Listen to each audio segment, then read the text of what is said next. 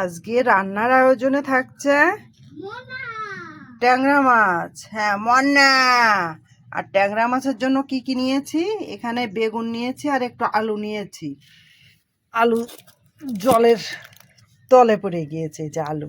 আর এদিকে মাছের জন্য নিয়েছি ধনেপাতা, টমেটো। আর এদিকে করব এই যে পাতাকপি ছোট ছোট করে কেটে নিয়েছি। আর এদিকে এই যে চালের গুঁড়া নিয়েছি, এটা দিয়ে পেঁয়াজি ভাজি করব।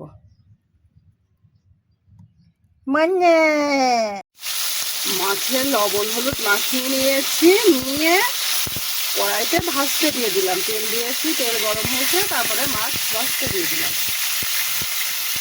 মাছ বেশি না, যে কয়টা মাছ একবেলার জন্য হবে ওটাই কত। তাহলে মাছটা ভাজা হোক আস্তে আস্তে। মাছগুলো আমার ভাজা হয়ে গিয়েছে।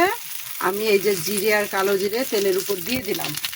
মাছটা নামিয়ে নেব, মানে চুলা খুব জ্বলছে তো, এই জন্য মাছটাকে এক কোণায় সরিয়ে রেখে তেলের উপর জিরে কালো জিরে দিয়ে আমি এখানে আলু আর বেগুন দিয়ে দিলাম। আলু আর বেগুন ভাজি করব।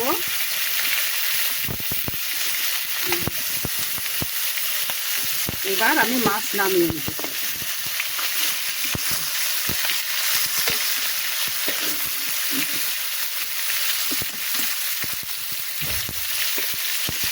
মাছগুলো নামিয়ে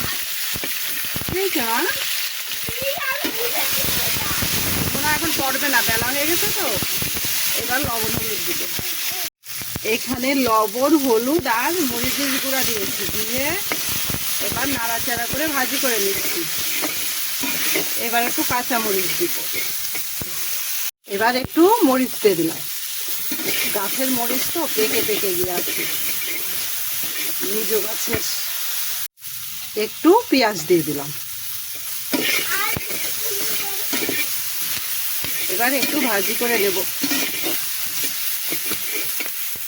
এবার জল দিয়ে দিলাম। ঝোলটা টকবক করে ফুটে গিয়েছে। এবার এখানে টমেটো আর ধনেপাতা দিয়ে দিলাম।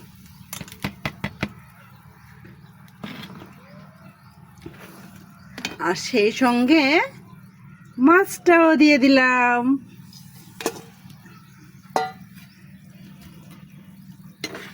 এরকম পাতলা ঝোল হবে।